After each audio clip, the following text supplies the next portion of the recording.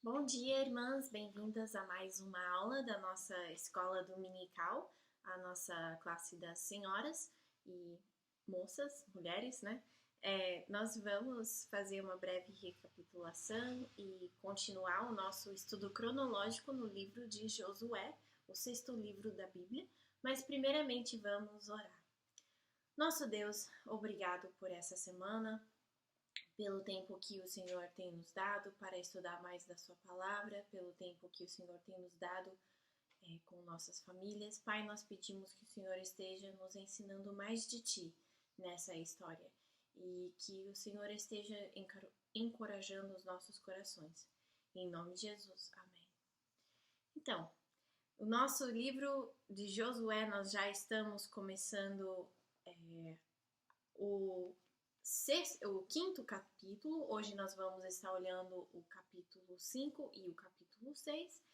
E nós vamos ver, como semana passada, né? Nós vimos que Deus mandou os filhos de Israel, o povo de Israel, para cruzar o Rio Jordão. Pediu a eles a tirar 12 pedras e colocar num pilar como memorial daquilo que Deus tinha feito por eles. E nós vamos ver então que o povo continua aprendendo mais de Deus. E então nós vemos aqui, nós vamos começar no capítulo 5, eu vou ler alguns versículos no comecinho e nós vamos falar um pouco sobre os versículos. Então, capítulo 5 de Josué, vou ler versículo 1. E sucedeu que, ouvindo todos os reis dos amorreus que habitavam deste lado do Jordão, ao ocidente, e todos os reis dos cananeus que estavam ao pé do mar, que o Senhor tinha secado as águas do Jordão de diante dos filhos de Israel até que passassem, desfaleceu-lhes o coração e não houve mais ânimo neles por causa dos filhos de Israel. Naquele tempo, disse o Senhor a José: Faze facas de pedra e torna a circuncidar segunda vez aos filhos de Israel. Então, versículos 1 e 2. Então, nós vemos aqui que por causa daquilo que Deus fez com o povo de Israel, fazendo secar as águas e deixando que eles cruzassem na terra seca, que isso fez o povo que estava na terra, então, temer a Deus e ver que o povo de Israel estava vindo, que ia conquistar a terra que Deus tinha dado a eles. E isso fez eles temer, né? Ver que realmente não era brincadeira. E então, Deus então manda falar, Deus fala com Josué e pede ele para fazer, para ter todos os homens e meninos e jovens homens, né, circuncidados. E nós vemos então por quê? Porque isso é uma coisa muito esquisita, né? Lembramos que isso foi o sinal que Deus pediu a Abraão, que seria o sinal no povo da promessa que eles tinham feito para ser povo de Deus, seria o sinal no corpo deles de que eles eram o povo de Deus.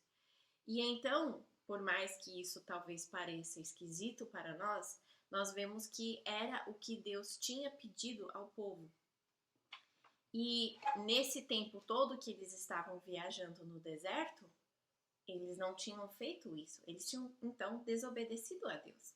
Lembrando que era aquela geração antiga, né? Tendo filhos, não continuaram a circuncidar. Eles, a geração que nasceu no Egito, era circuncidado.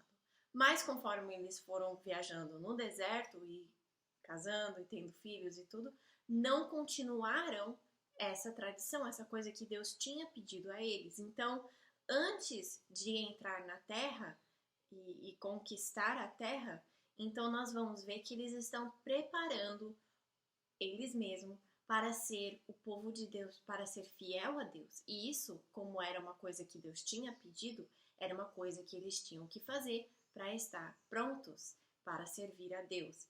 Então, nós vemos aqui no capítulo 5, nos versículos 1 a 9, que é justamente isso que Josué faz. Ele pede para todos os homens circuncidados. E isso, então, demanda que eles esperam um tempo para, então, sarar antes de ir para a guerra, né? Vamos ler mais alguns versículos. Diz aqui, versículo 4 do capítulo 5. E foi esta a causa porque Josué o circuncidou. Então, por que que precisou? Né? Justamente aquilo que eu acabei de falar. Todo o povo que tinha saído do Egito, os homens, todos os homens de guerra, já haviam morrido no deserto pelo caminho depois que saíram do Egito. Porque todos os do povo que saíram estavam circuncidados, mas a nenhum que os nasceram no deserto pelo caminho, depois de terem saído do Egito, haviam circuncidados. Então, todos os 40 anos que nasceram homens não foram circuncidados. E então, versículo 8, pulando para o versículo 8. E aconteceu que, acabando de circuncidar a toda a nação, ficaram no seu lugar no arraial até que sararam. Então, esperaram no acampamento onde que eles já estavam. Disse mais o Senhor a Josué: Hoje retirarei de vós o opróbrio de Egito. Por isso, o nome daquele lugar se chamou Gilgal até o dia de hoje. E então, terminando de fazer isso, e então terminando de sarar, eles tiveram a celebração da Páscoa. Lembra que quando o povo de Israel saiu do Egito, Deus mandou eles fazer várias coisas diferentes, né? Durante as 12 pragas, Deus tinha pedido eles para colocar sangue no mural das portas e para ofertar uma ovelha, e cada família iria comer uma ovelha, iam comer pão sem fermento e lembrar daquilo que Deus estava fazendo. E então, era uma celebração que Deus tinha mandado o povo fazer. Ele tinha dado leis, mas também, nesse tempo no deserto, né, algumas coisas ficaram frouxas, e agora o povo circuncidado, o sinal de que eles iam realmente ser o povo de Deus de volta no lugar, então eles celebram a Páscoa, que era uma coisa também que mostrava que eles estavam querendo e prontos a servir a Deus. Eu vou ler os versículos 10 a 12 do capítulo 5. Estando, pois, os filhos de Israel acampados em Gilgal, celebraram a Páscoa no dia 14 do mês, à tarde nas campinas de Jericó, bem fora da cidade. E ao outro dia, depois da Páscoa, nesse mesmo dia, comeram do fruto da terra, pães asmos e espigas tostadas. E cessou o maná no dia seguinte, depois que comeram do fruto da terra, e os filhos de Israel não tiveram mais maná, porém no mesmo ano comeram dos frutos da terra de Canaã. Vocês lembram o que é maná? Maná era o grão, né, que Deus tinha providenciado todos aqueles anos no deserto. E podia ser feito pão, e podiam usar de vários jeitos para eles não ficarem com fome. E então aqui, depois de celebrar a Páscoa, nesse mesmo dia, então, aquela provisão de Deus acaba.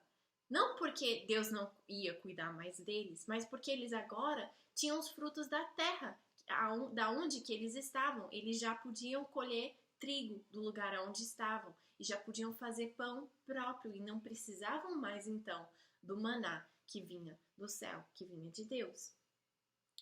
E então, depois disso, em versículo 13, nós vemos que um anjo aparece a Josué. E isso, então, vai ser outra vez em que Deus encoraja Josué e prepara ele para continuar sendo um líder. Nós vemos isso em versículo 13. Tem só alguns versículos sobre isso, mas eu vou ler os versículos. São versículos 13 a 15. E sucedeu que, estando Josué perto de Jericó, levantou os seus olhos e olhou, e eis que se pôs em pé diante dele um homem que tinha na mão uma espada nua. E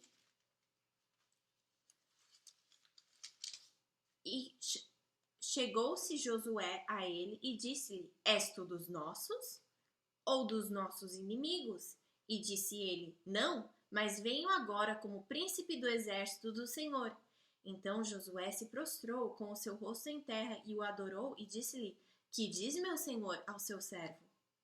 Então disse o príncipe do exército do Senhor a Josué: Descalça os sapatos de teus pés, porque o lugar em que estás é santo. E fez Josué assim. Então aqui nós vemos mais uma vez aonde que Deus meio que repete aquele que ele tinha feito com Moisés, com Josué. Nós vamos ver que ele então continua a mostrar que Josué é o líder de Israel e usa essa oportunidade para encorajar Josué. Então nós pensamos, poxa, ver um anjo com uma espada talvez seria bastante assustador, né? Mas Josué pergunta então, você é dos nossos ou você é um inimigo? Né? E ele fala, eu sou do exército de Deus, um príncipe, um líder, né, do exército de Deus. E aonde que você está é santo, então tira os seus sapatos. E nós pensamos, poxa, que assustador. Mas isso também poderia ter sido um grande encorajamento. Por quê? Porque se aonde ele estava era santo, então isso mostrava que a presença de Deus estava lá. E que Deus estava com Josué. E com certeza isso era muito encorajador e muito confortante a ele.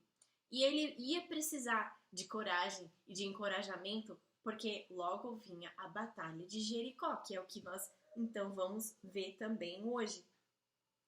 Então, justamente por causa daquilo que Deus tinha feito com o povo de Israel, secando o Rio Jordão para eles passarem, e porque esse povo tão grande estava acampado, diz então no começo do capítulo 6 que Jericó estava fechada, bem fechada, a cidade bem fechada, todos os portões, né? Aquele muro duplo com certeza estava sendo enchido, se já não tinha sido enchido, e já estava então, eles estavam se preparando para a defesa ou para a guerra.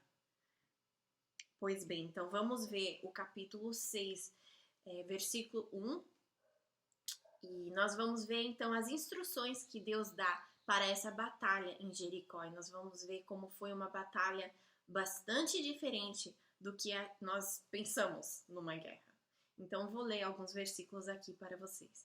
Ora, Jericó estava rigorosamente fechada por causa dos filhos de Israel. Ninguém saía nem entrava.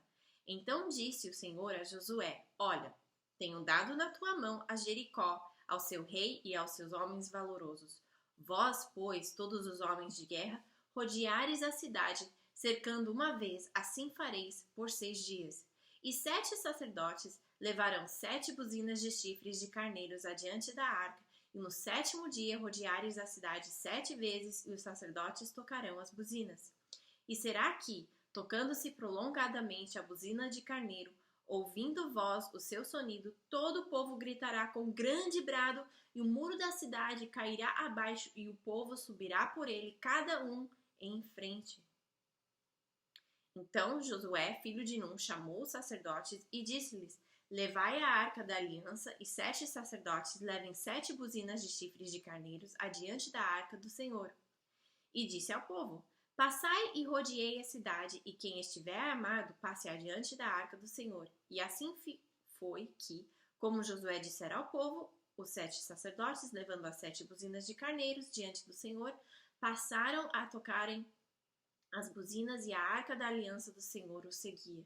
E os homens armados iam adiante dos sacerdotes que tocavam as buzinas, e a retaguarda seguia após a arca, andando e tocando as buzinas, iam os sacerdotes.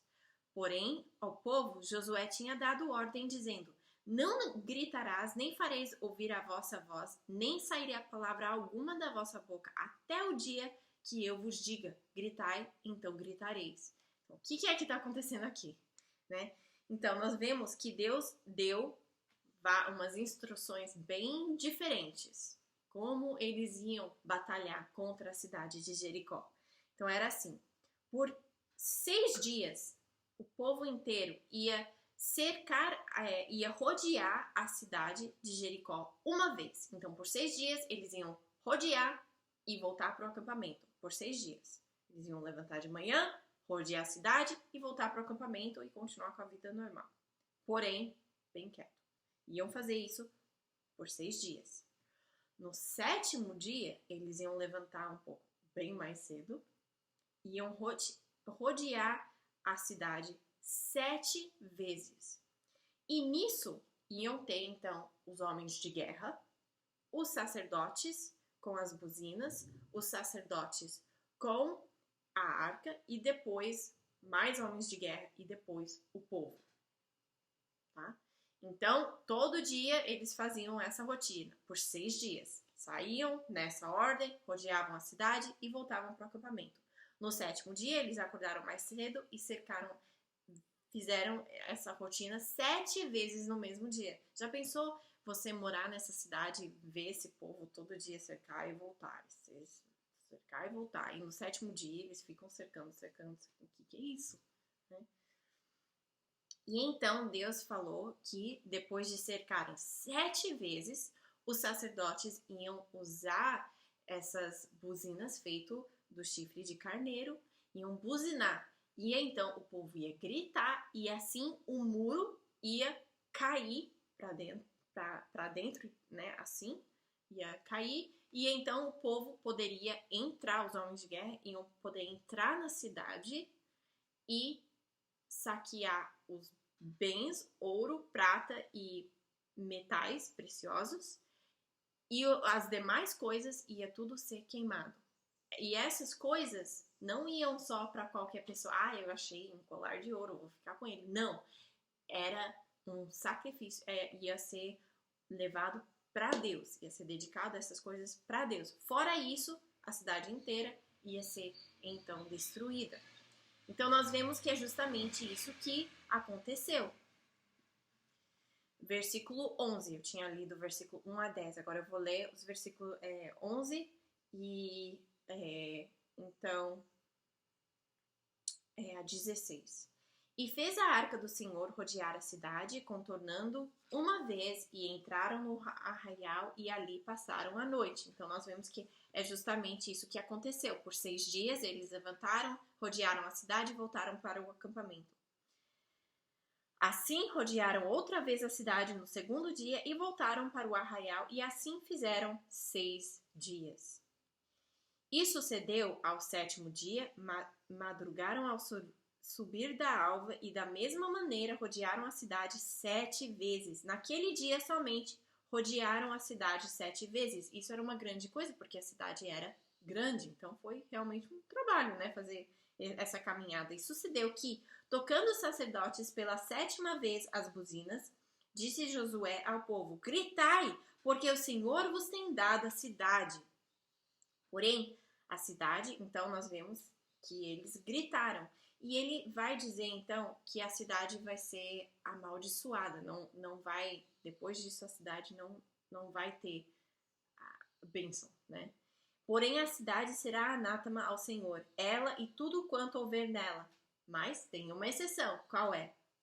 Somente a prostituta Raabe viverá, ela e todos os que com ela estiveram em casa, porquanto escondeu os mensageiros que enviamos. Tão somente guardai-vos dos anátema, para que não toqueis nem tomeis alguma coisa dele, e assim façais maldito o arraial de Israel e os perturbeis. Então, Deus dá uma ordem. Ele fala, olha, não pega coisas da cidade. O ouro, a prata, os metais preciosos, isso eu quero para mim. As demais coisas, tudo tem que ser destruído, a não ser Raabe e sua família que está na casa dela. E então, é isso que aconteceu? Versículo 19. Porém, toda a prata e o ouro e os vasos de metal e o ferro são consagrados ao Senhor, irão ao tesouro do Senhor. Gritou, pois, o povo, tocando os sacerdotes as buzinas, e sucedeu que, ouvindo o povo o sonido da buzina, gritou o povo com grande brado, e o muro caiu abaixo, e o povo subiu à cidade, cada um em frente de si, e tomaram a cidade. E tudo quanto havia na cidade destruíram totalmente ao fio da espada, desde o homem até a mulher, desde o menino até o velho, até o boi, o gado miúdo e até ao jumento. Então nós pensamos, poxa, que coisa dura, a cidade inteira morta, né? Mas nós vemos também uma exceção, que foi Raabe e sua família. Nós vemos aqui a misericórdia de Deus. Ninguém merece viver. Nenhum de nós somos bons suficiente para merecer ter a vida que Deus nos dá. Mas Raabe, vendo que Deus era o Deus verdadeiro, falou com os espias e falou: eu guardo vocês, mas eu quero a minha vida, e não só a minha vida, mas a minha família. Eu vejo que o seu Deus é o verdadeiro Deus. E Deus tinha falado a Josué que quando eles conquistassem a terra, que podiam vir pessoas a crer nele, e essas pessoas eram para ser aceitas. Mas os demais, então, que iam levar o povo a pecar, então devem ser separados. Então nós vemos isso aqui, que sim, a cidade foi destruída, sim, isso é uma coisa dura, mas também nós vemos a misericórdia de Deus. E então nós vemos a nossa lembrança. A cidade então destruída, a não ser a casa da Raabe no muro, né? Nós vemos a casa dela, um artista, né, desenhou, e então o cordão de escarlata, que era o sinal daquilo, do acordo que ela tinha feito com os espias. E então nós vemos no versículo 22 o que aconteceu com Raabe. Eu falei que ela era uma das minhas personagens favoritas da Bíblia, e isso continua valendo. E nós vemos então um pouco mais da história, o que aconteceu com ela, se ela foi salva, então o que foi que aconteceu. Vou ler alguns versículos aqui. Josué, porém, disse aos 2 homens que tinham espiado a terra: entrai na casa da mulher prostituta e tirai-a de lá, com tudo quanto tiver, como lhe tendes jurado. Então, como você prometeu, então agora mantenha a sua palavra, né? Faça aquilo que você prometeu. Então entregaram os jovens espias e tiraram a Raabe e o seu pai e a sua mãe e os seus irmãos e a tudo quanto tinham. Tiraram também a toda a sua parentela e os puseram fora do arraial de Israel. Lembrando que o povo de Israel era acampado juntos e eles eram consagrados a Deus. Então eles ficavam separados, eram para eles ficaram separados do povo. E nós vemos então que quando Raabe foi resgatada, ela é posta com eles, porém fora, né? Perto, mas fora. Mas nós vemos uma coisa interessante no próximo versículo. Assim deu Josué vida à prostituta Raabe e à família de seu pai e a tudo quanto tinha, e habitou no meio de Israel até o dia de hoje, porquanto escondera os mensageiros que Josué tinha enviado a espiar a Jericó. Então, quando o livro de Josué foi escrito, então até lá a família da Raabe ainda estava na posição com o povo de Israel. Eles tinham sido aceitos, já não eram mais fora, né? Mas já tinham sido aceitos, como também pessoas que acreditavam e serviam a Deus. Eu acho isso muito legal. E então, naquele tempo, Josué os esconjurou, dizendo: maldito diante do Senhor seja o homem que se levantar e reedificar essa cidade de Jericó. Sobre seu primogênito a fundará, sobre o seu filho mais novo lhes porá as portas. Assim era o Senhor com Josué, e corria a sua fama por toda a terra. Então nós vemos aqui que aquilo que Josué fazia estava sendo visto pelo povo inteiro da terra. E então nós vemos então o que isso tem a ver conosco. Como que nós podemos aprender mais de Deus nessa situação toda? Nós já falamos um pouco como Deus é misericordioso, mas quando nós primeiro falamos sobre Raabe, eu ressaltei o fato de que ninguém é um caso perdido para Deus. E nós vemos isso tão bem na vida da Raabe. Ela teve tanta misericórdia de Deus. Deus salvou ela de uma vida de prostituição e ela então veio a servir a Deus. E não só servir a Deus, como ter uma honra muito grande, que foi ser parte da linhagem de Jesus Cristo. Então, eu queria ler os primeiros 6 versículos do Evangelho de Mateus. Livro da geração de Jesus Cristo, filho de Davi, filho de Abraão. Abraão gerou a Isaque, e Isaque gerou a Jacó, e Jacó gerou a Judá e seus irmãos. Isso é uma boa recapitulação daquilo que nós já estamos vendo na nossa lição cronológica da Bíblia. Então você vai ouvir muitos nomes que nós já estudamos. E Judá gerou de Tamar a Perez e a Zerá. E Perez gerou a Esrom, e Esrom gerou a Arão. E Arão gerou a Aminadab, e Aminadab gerou a Nazon. E Nazon gerou a Salmão. E Salmão gerou de Raabe, olha só que legal, a Boaz. E Boaz gerou de Rute a Obed. E Obed gerou a Jessé. E Jessé gerou ao rei Davi. E o rei Davi gerou a Salomão, da que foi mulher de Urias. Então nós vemos 4 mulheres aqui, nos primeiros 6 versículos de Mateus, ter o nome de mulheres nas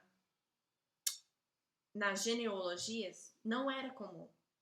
Mas nós vemos aqui em 6 versículos 4. Nós primeiro vemos a exceção de Judá, que engravidou a nora dele, pensando que era prostituta, né? Nós já estudamos sobre isso, uma história triste, mas com que Deus usou do mesmo jeito para o plano dele. Nada ficou fora do plano de Deus. E aí também nós vemos então que Salmão casou com Raabe e teve Boaz. Boaz, crescendo, casou com Ruth, uma personagem que talvez você já conhece da Bíblia, que ela também não era judia, ela era moabita. E Ruth e Boaz, então, tem o filho Obed. Obed, o filho dele é Jessé, e Jessé, então, é o pai do rei Davi. E muitas gerações pela frente, então, nós vamos ter outra mulher, Maria, que é, então, a mãe de Jesus. Então, como isso tem a ver com a gente? Nós vemos aqui como a nossa fidelidade a Deus nos anos que nós temos na nossa vida, como isso faz uma diferença enorme. Talvez você sendo fiel a Deus, talvez você não veja os frutos hoje, nem amanhã, nem daqui a alguns anos, mas nós não sabemos o plano de Deus.